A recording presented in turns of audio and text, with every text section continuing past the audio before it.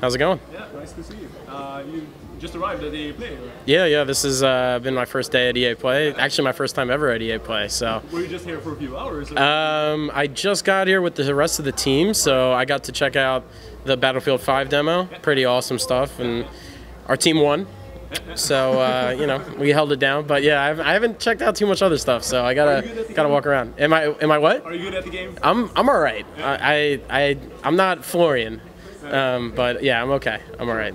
Okay, so for those who don't know you or yeah, your background, could you give just a brief description of yeah, who you are and what you do? So my name is Eric Hewitt. I'm the competitive systems manager over on Battlefield, working at EA as part of the competitive gaming division.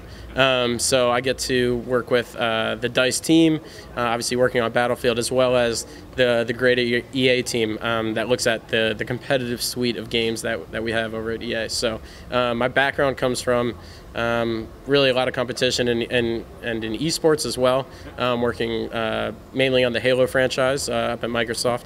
But I've always been a fan of really any competitive FPS, you know, dating back to the Quake days and Counter-Strike early days, and as well as Battlefield too. So yeah, when I got news that I could come over here and work on some competitive Battlefield stuff, knowing that there hasn't been too much in the past, yeah, I took it and ran with it. So I'm happy to be here. And you're a competitive player yourself? Yes, yeah. So I used to compete in the early Halo days on a team called Team Carbon, and we were pretty good back in the Halo 2 era. So and I competed all the way up until I want to say 2011. So for almost 7 years, just about, and yeah, went all around the country, had a lot of fun, got a lot of sweet sponsorships like from some big name companies, and yeah, it was a lot of fun. And one of the reasons why I wanted to get into the esports industry, so to speak, is to try and have that experience for other players like myself. Like, one of the things that always amazed me was going to these tournaments and doing well, but more importantly was the community and the people that you hung out with, and the experiences, you know, throughout that entire weekend of the tournament, going to different places across the country or the world when you're younger, like experiences that you can't really get outside of sports. So I thought it would be awesome to try and recreate those now that I can't compete anymore. But do you still find time to play scrims? Or yeah, I get asked here and there to fill in a few times for some scrims. Some of the ZDE guys, the Zero Day Esports guys, have always asked me to play, and I've subbed a few times for Safe's team as well. So yeah, I played a few things, but nowhere near as much as practice as I used to do to be at the top. So we talked to you a bit about how just a challenge of making Battlefield a competitive game, or, yes, or you know, guiding it in that way. Yes. I guess adoption is a big thing in terms of making it competitive at the end of it. What's your definition of competitive, like in your opinion? So I think that competitive as a word in the esports industry nowadays is pretty broad. You know, when you look at people always say any game can be played competitively, and I definitely agree with that.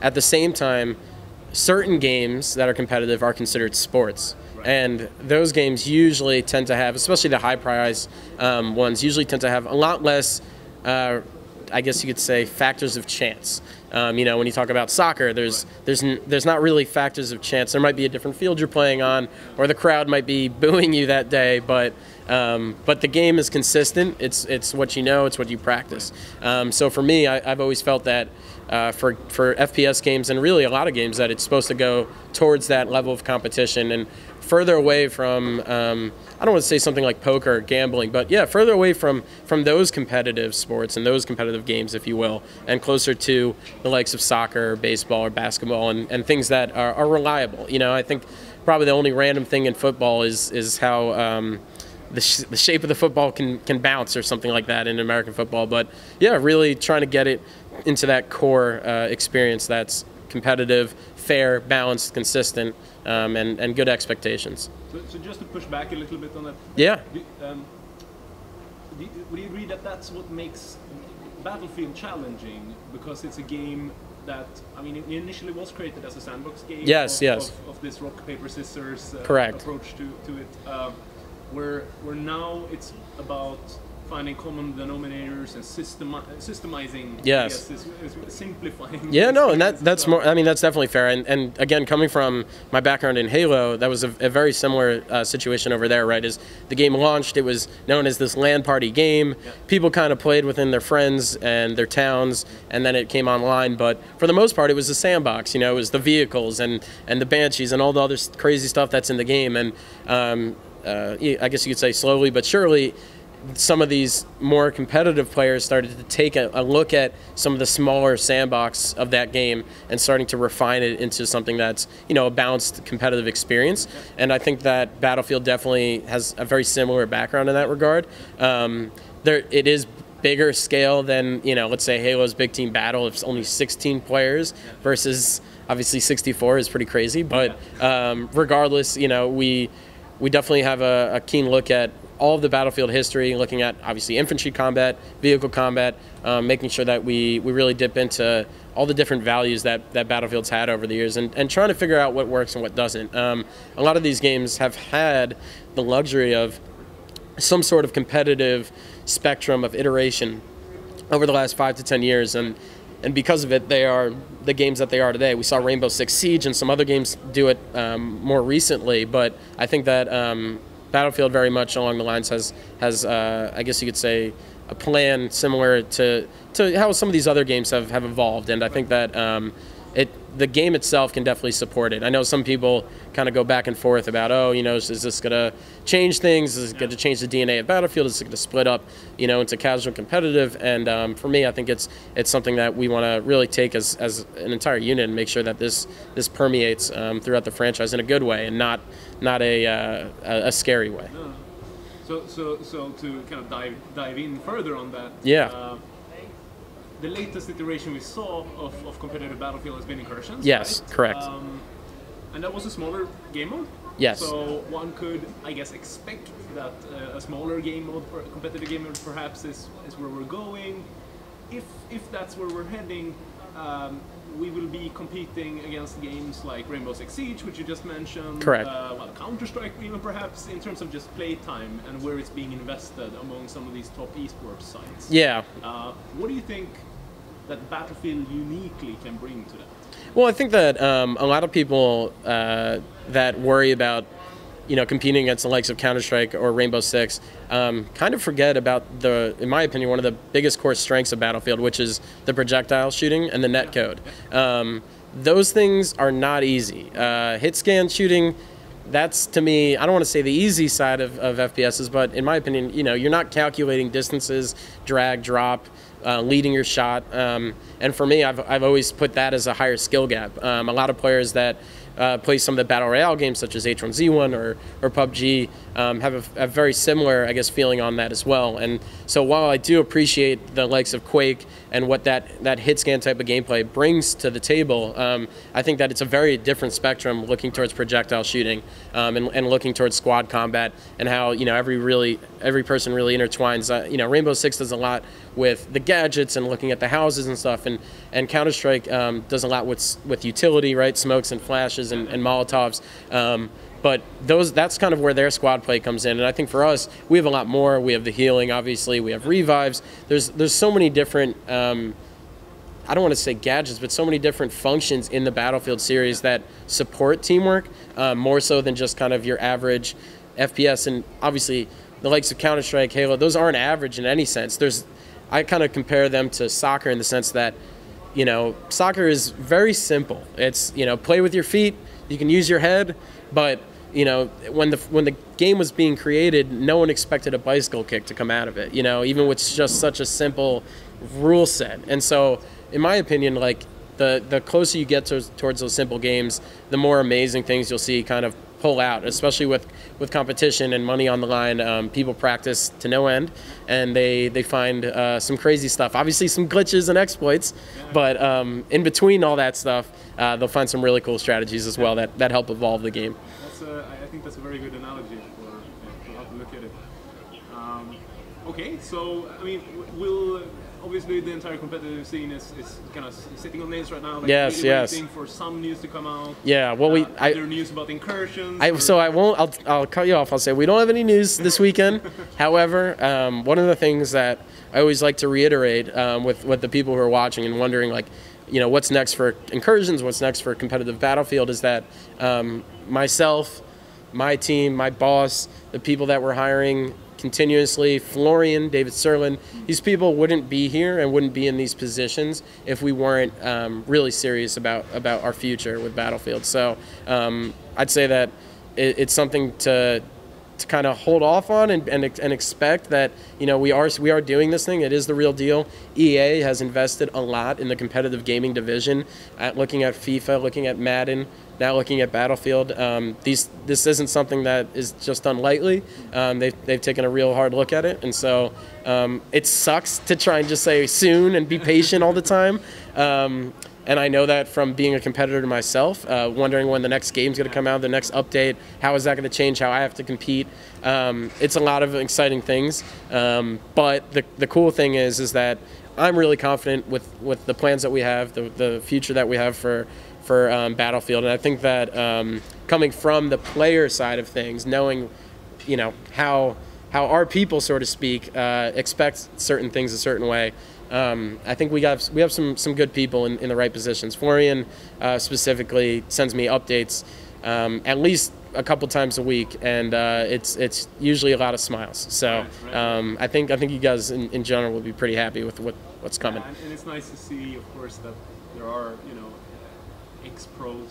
Yeah, that are in the it's a big deal. It's a very big deal. One of the things that I took away from working on the Halo franchise, at first outside of it as part of MLG and then later on internally, is that when the game ships and the developers, so this is, you know, 5-10 years ago, the game ships, the developers kind of let you have your way with it, right? There's customization tools, there's the servers, right? There's all the things you can do, and it's up to you to determine how it goes. And you don't have a producer or a project manager making sure that this is ready on this date or this deadline.